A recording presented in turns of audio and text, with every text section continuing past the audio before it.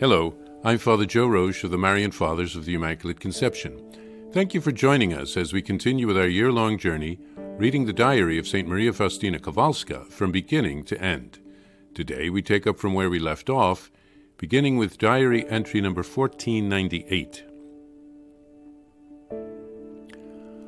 I remained silent, and by an act of will I dwelt in God, although a moan escaped from my heart. Finally, the tempter went away, and I, exhausted, fell asleep immediately. In the morning, right after receiving Holy Communion, I went immediately to my cell, and falling on my knees, I renewed my act of submission in all things to the will of God. Jesus, I ask you, give me the strength for battle. Let it be done to me according to your most holy will. My soul is enamored of your most holy will. At that moment I saw Jesus, who said, I am pleased with what you are doing, and you can continue to be at peace if you always do the best you can in respect to this work of mercy. Be absolutely as frank as possible with your confessor. Satan gained nothing by tempting you, because you did not enter into conversation with him. Continue to act in this way. You gave me great glory today by fighting so faithfully. Let it be confirmed and engraved on your heart that I am always with you, even if you don't feel my presence at the time of battle. Today, the love of God is transporting me into the other world. I am all immersed in love. I love and feel that I am loved, and with full consciousness I experience this. My soul is drowning in the Lord, realizing the great majesty of God and its own littleness. But through this knowledge, my happiness increases. This awareness is so vivid in the soul, so powerful, and at the same time so sweet. Now that I have difficulty sleeping at night, because my suffering won't allow it, I visit all the churches and chapels, and, if only for a brief moment, I make an active adoration before the Blessed Sacrament. When I return to my chapel, I then pray for certain priests who proclaim and glorify the divine mercy. I also pray for the intentions of the Holy Father and to obtain mercy for sinners. Such are my nights. January 20th, 1938. I never cringe before anyone. I can't bear flattery, for humility is nothing but the truth. There is no cringing in true humility. Although I consider myself the least in the whole convent, on the other hand, I enjoy the honor of being the bride of Christ. Little matter that often I hear people say that I am proud, for I know that human judgment does not discern the motives for our actions. When, at the beginning of my religious life, following the novitiate, I began to exercise myself particularly in humility, the humiliations that God sent me were not enough for me.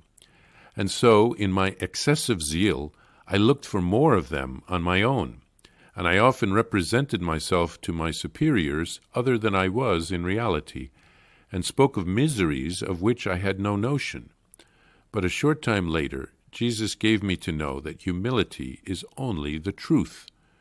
From that time on, I changed my ideas, faithfully following the light of Jesus.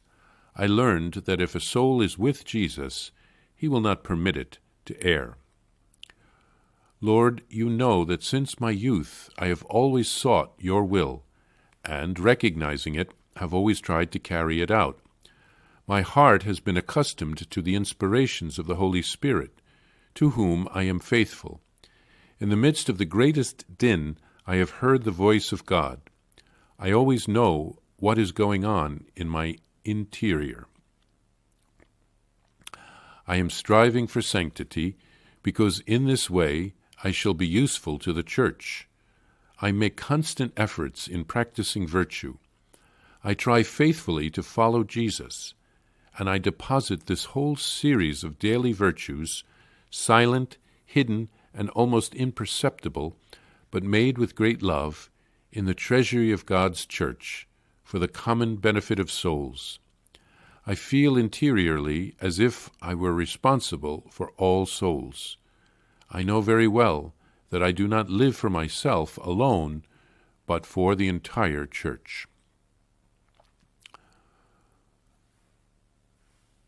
Here, when we last left St. Faustina, she was enduring temptations from the devil to abandon her mission. In this passage, she simply remains silent in the face of his onslaught. She makes an act of the will to dwell in God.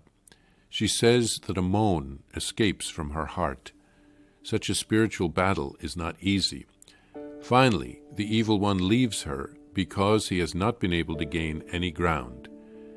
And then St. Faustina falls asleep, exhausted by the battle. After Mass in the morning, she returns to her cell and she kneels down and renews her active submission to God's will in all things. And Jesus appears to her and reassures her. He tells her that if she strives to do her best regarding the work of mercy, she has nothing to fear. Jesus asks her to be always very open with her confessor.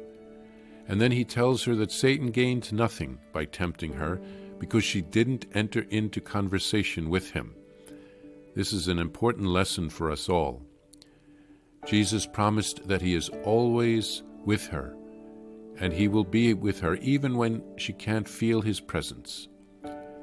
Faustina then writes of being immersed in God's love and transported to heaven. She received many graces, and it seems that she got a taste of heaven. When she can't sleep at night, she visits chapels and churches around the world, making spiritual visits to the Blessed Sacrament, and she prays for priests that proclaim God's mercy. And Faustina writes of not living for herself. Others judge her, sometimes wrongly, thinking that she's filled with inordinate pride, but God knows her heart.